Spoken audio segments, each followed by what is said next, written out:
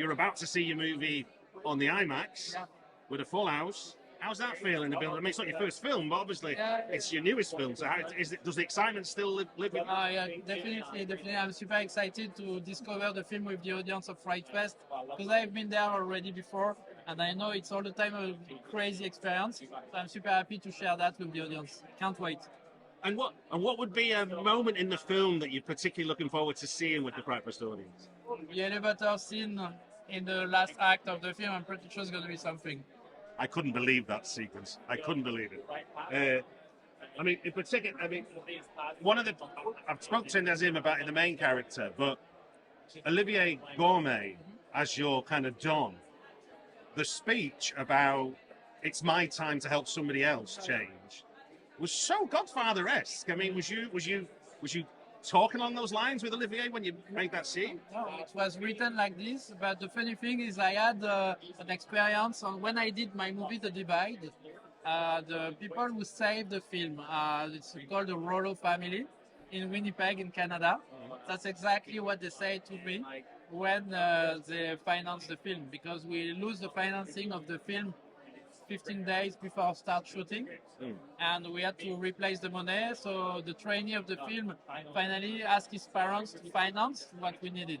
And it was like $2 million, something like this. And we had a meeting with them, and they say to me, listen, we had once a chance in our life, and now it's our time to give back that chance. I definitely took that line and put it in the film, because that happened to me. One of the things that's, I mean, it's a very physical film. Yeah. The irony of you being in crutches as we talk. But also it's a very emotional film, and you have to sort of act all the extremes. At 1 minute you're taking on 7 men in a corridor, the next minute you're begging for your daughter's life and tears in your eyes. I mean, how was it working with the director, sort of working across those range of emotions? That's exactly why I felt. Sorry, my critics fell. Why I fall in love with the movie at the first place with the script, because like you said, like there was like action, but not only, like there was a lot of emotional thing to brought to the project, and I knew that I had the skills for all the fighting scenes because I've done kickboxing for 15 years. I'm a former kickboxing French champion. Okay. Just so you know, because I'm proud. You don't look like this, but yeah.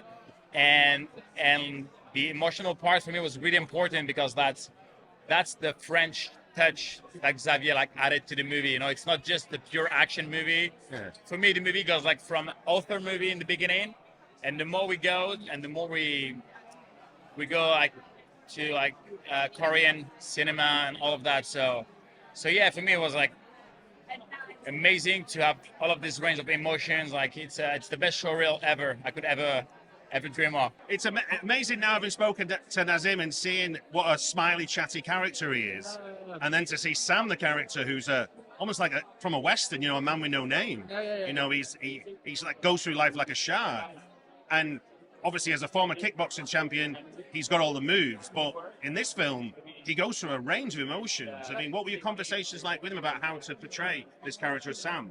Yeah, because in life, Nazim is very alive, very funny. And because he's a comedian, he's doing comedy movie in France, and I was very interested in his dramatic side. I wanted to bring him in an unknown place where he's not in his comfortable zone. A bit like you can see sometimes actors like Coluche in France. He did a movie Ciao Pantin, and he's amazing in it. And before he was a comedian, so I took that comedian aspect of him and put it away completely, to try to show a range of emotion I knew he had inside him. Yeah. Because when you're a good comedian, you're a fantastic actor. We're at the UK premiere at FrightFest for Farang. The film's going to be shown on a big old IMAX screen in a few hours. How are you feeling the countdown for that with the FrightFest crowd?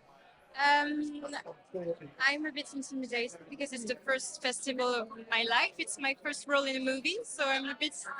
I don't know why I'm here, to be honest. But I'm very happy. It's everything is good, so I hope people will like it. But I know that they will be possibly amazed by the action. So yeah, I feel good about it. Now, obviously, this film sells itself on the action, but from a cinematic point of view as well, one of my favourite moments was maybe a little more understated.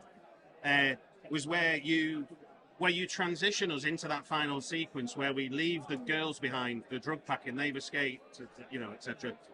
And we have that lovely transition where you use the yellow plastic curtains. Yeah. The light changes, and then suddenly all these men appear. Yeah. It's such a beautiful moment, and you really build an anticipation that, for me as an audience, it really works. And what were you influenced by, or what were you thinking with that?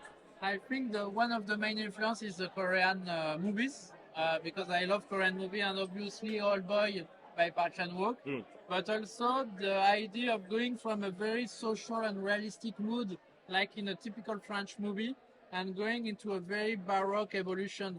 And in a way, one of my main influence on the film was Sorcerer by William Friedkin. Oh, really? Yeah, because when you look at the Sorcerer structure, it starts by introducing history characters with backstories, nothing connected to the real story.